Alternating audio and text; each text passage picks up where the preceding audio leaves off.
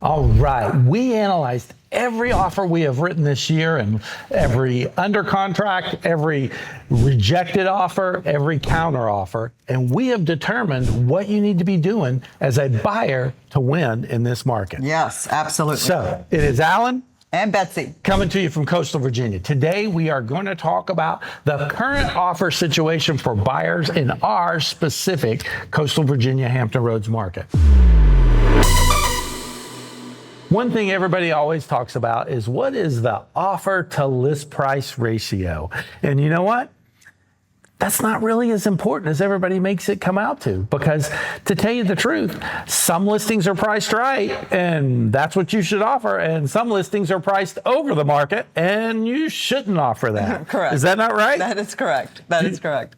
So we don't have this set policy that says, okay, we're going to offer 93% list to offer price, whatever it is where we're going to go. We don't go in and do that, because here's what's going to happen. If a house is priced right, and they offer below market, are they going to get that house? Oh, absolutely not. No, definitely not. It's not even just that. I mean, some houses, strategically, we like to price houses either really at what appraised value should be, or just even a little bit under it, just to drive those offers up and have that multiple offer situation. And it's also about the appearance of the house. I mean, do you want to go into a house that's not light, bright, white, clean, and just perfect for that first weekend on the market? Because it really, truly is about opening weekend. And it is. It's important. Now, I recently heard somebody's video, saw an agent do a video that said, if your house doesn't sell in the first weekend with multiple offers, it's because your house is crap. Okay, that is not the case at all. In fact, it couldn't be further from the truth, because sometimes there are houses that there's not a buyer built up instantly, and based on where rates and things are. In fact, that agent, I don't think, had even listed or sold a house this year. That is correct. That's not what you want to be listening to. We sell a lot of houses. We've sold a lot this year, and we're not telling you your house looks like crap unless it looks like crap. Now. I actually had the perfect house on the market this year that did not sell the first week. And it was honestly one of the most perfect houses I've ever listed in my entire career. Right. So sometimes it's about the right buyer, and sometimes it's about the right offer. And we actually did have a couple of offers on that house that we rejected, one being a full price offer on that house. But we felt like the terms and conditions, we could do better. And guess what happened? We got the perfect offer with the perfect buyer and the perfect circumstances. Couple of weeks in, right? Took a little bit. And so that's the first thing, is there is not a specific list to sales price ratio. And if you're a seller, just because you don't get somebody the first weekend or multiple offers the first weekend does not mean your house is not going to sell. In fact, we like to look at it. There's tons of things that can affect the weather that first weekend could have affected. Oh my gosh. Whether it's a holiday or not, whether we decide to. And you don't know on holidays, do you? Isn't it crazy? It's crazy. Holidays come up or down. Crazy. We have had 4th of Julys where it was like, boom, freaking nuts. We've had 4th of Julys where it's like, right. Did we even have fireworks because there was not one person who came through here? And sometimes, things that happen nationally, interest rates get a little bump. It slows things down. We could decide to go kick Iran's ass. Guess what? That slowed things down for a week or two. We had interest rates go down. When interest rates went down, the week interest rates went down, I didn't have a showing on one of my listings. I actually called a lender friend of mine and I said, Jeff, did you have any loans call you? And he said, I didn't have one phone call this week. And I said, it wasn't just me, because not one of my agents nor me wrote a contract this week, and I didn't have any showings on my houses.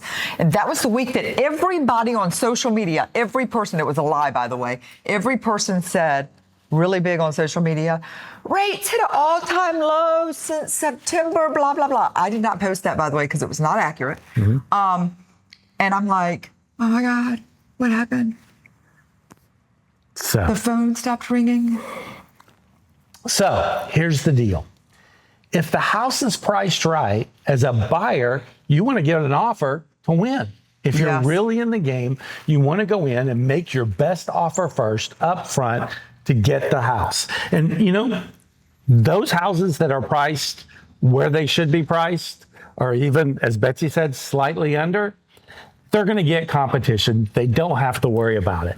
Now, the key thing if you're the buyer is make your offer based on current data. Okay, our market is changing. We have all these micro markets. Does Great Bridge 23322 sell for a higher price overall than the other areas in Chesapeake even? 100%. It's the hottest market. The 23322, not necessarily the word Great Bridge, but Great Bridge, Hickory, Grassfield, yes. That whole area, the 23322 is the most expensive zip code. Yes. Yeah. And so all of that can change. So if you're trying to get a house inside that zip code, you might pay a little more than the same house literally 2 streets over.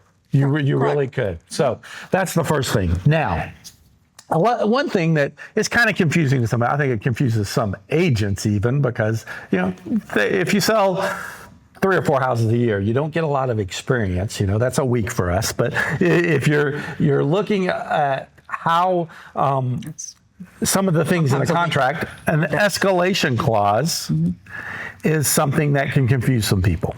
Yes. So 100%. You want to talk a little bit about that? Oh, yeah. And look, I will write an escalation clause, but I just really love a clean offer too. So an escalation clause, let's just say the house is listed for $500,000. And I look at my buyers sometimes and I go, look, if you don't want to pay over what somebody else is willing to pay, then you better look at me and you better tell me right now, because in an escalation clause, when you're saying I'm going to pay up to $520, if somebody beats you out over $521,000, don't look at me and cry. Because they beat you out over $1,000. Because you're telling me the highest that you were willing to pay was $520. Because they always go, but what happens, Betsy, if I want to go up? No. You told me that you were escalating to $520, which means the most that you're willing to pay is $520,000. Because when you do an escalation clause, why would that agent come back to me and tell me, hey, what's your highest? You already gave your highest. Right. It was an escalation clause. Here's my opinion on this, because sometimes Betsy and I might differ a little bit. When I look at an escalation clause, I basically say, if I'm the listing agent. I know. You say they'll pay $520. I basically said they just revealed their highest hand to me as the listing agent. And what I'm going to do is I'm going to call them back up and I'm going to say, hey, I like clean offers. I can play the game and try to escalate you and try to escalate somebody else, try to escalate this. But if you'll just make this clean and say, hey, we'll pay the $520 period no matter what, then I don't have to go try and beat your offer with somebody else so that you lose at $521. Would you like to do that? Now, that's what some agents will do. And you could say, well, as a buyer, then I don't ever want to do an escalation clause. Well, how are you going to feel if you are willing to pay $520 and you find out the house just sold for $515 because you didn't do that? Mm-hmm. So escalation clauses, you got to kind of weigh and read the situation. And here's the thing. Those new agents, those agents that sell 3-4 houses a year, they don't know how to read the situation. We see contracts every single day of the week, every month. We are closing deals. Guess what? We get to see these situations so we can weigh that out, because I think sometimes there's a good case for an escalation clause. Sometimes let's just go give the best. Give it to them. Because guess what? If you give it your best effort off the bat and say, this is where we're at, what's the worst thing that's going to happen? You lose. Guess what? You were going to lose it anyway. Why waste a week of going back and forth, or days or hour, any time, to lose anyway, and just get stressed in the situation? Go in and say, here's the best we got. Let's make it. Sometimes I'll just do, look, can we get this house right now? This is our price. This is it. We'll give you the cleanest offer you will. And there's other ways to get that clean offer, isn't there? There is. Lots of ways to do it. Some ways that we have won, and I'll tell people all the time, there's ways to win and ways to get beautiful offers. And there's ways that I've learned. And I mean, you know, we do hang out with the best of the best of the best agents. And when I say the best, I'm talking the absolute best rock star agents in the freaking planet. In the planet. We belong to one group, our legacy group, and there's only 12 of us in it. And the 12 of us get together 4 or 5 times a year with Tom Ferry, who's the #1 real estate coach in the world. And we get together with him privately and we get to meet, and he brings in, you know, Gary Vaynerchuk or some of these people just for our small group that we get to talk to. But guess what? We learn what's working in other markets, and then we get to be the trailblazers and bring it here. Oh, yeah. And so now, another controversy that I hear all the time when buyers are trying to get their offer through is, what about home inspections? Do we waive them? Do we do info only? Do we do full ones? What's the situation here? So we can just be really, really blunt on this, because I mean, I look at those in a whole bunch of different ways. So you're not me. You don't see houses every single solitary day. Because if it were me buying a house and I really, really wanted that house, I'm going to do things differently than the person who's buying. Well, here's the thing. We see a lot of houses. We know what's cosmetic. We know what to be aware of. And we also have a full pool of vendors that we trust and know. And we know what certain things are going to cost because, you know, we're looking at houses right now. We've been looking. I've been looking at houses. I see more than she does. When I've only shown 2 to her because that was the only 2 that I think were acceptable. Yeah, I don't got time to see these. And so I get to go, you know, I'm back in the market right now, which is kind of interesting. It's good to put me back at that level, and because I am learning some things that are going on in the market. I've only seen one I'd buy. One I'd buy. Yep. The second one, both of us on a private walkthrough, we eliminated it. Yep.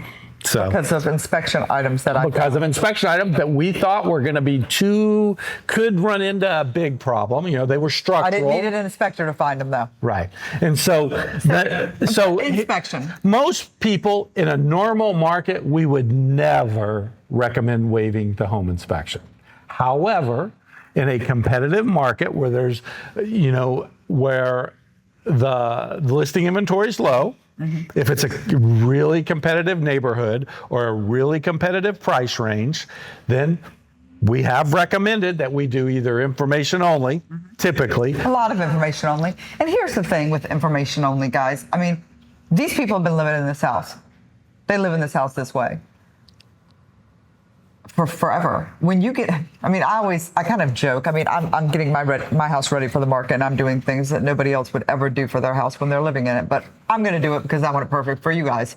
So my house is a great house for one of you people to buy, because it'll be perfect. But my big thing is this. Everybody's been living in these houses for forever like this. The houses are going to typically fall down around you. Yes, I know there's some of these houses that are going to fall down around you, but they're usually as is anyway. Otherwise, it's not something that somebody can't go in and fix relatively easy. You should be able to see from the street that the whole thing needs a new roof.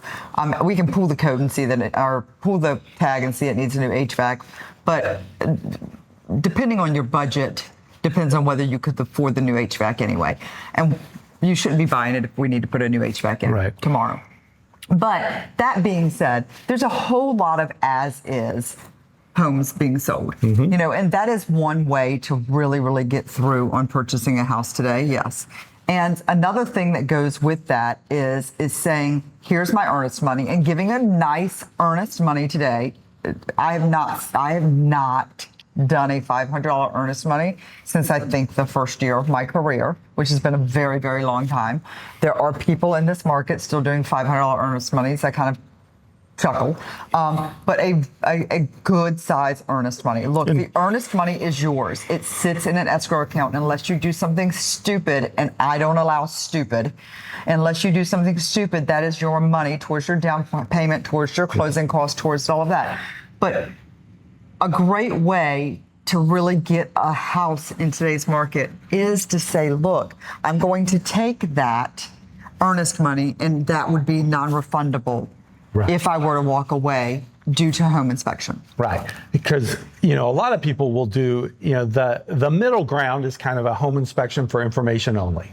You're saying, look, I want an inspection because I got to know if there's a major item and I still have the ability to walk away with this. But it gives the seller some confidence that you're not going to nitpick. Now, here's the problem. Some agents, I swear, they are telling their clients, we're just going to write for information only. Don't worry. I'm going to ask for everything possible when we do it, because we see these home inspection repair requests come in. They come in and then, oh my gosh, you're like, did you understand for information only? So what you can do to give a little more confidence to the seller is say, look, we're going to put down $2,500, $5,000 earnest money deposit. Non-refundable. Non-refundable. So if we walk away based on this inspection, you're going to get that money. Yep.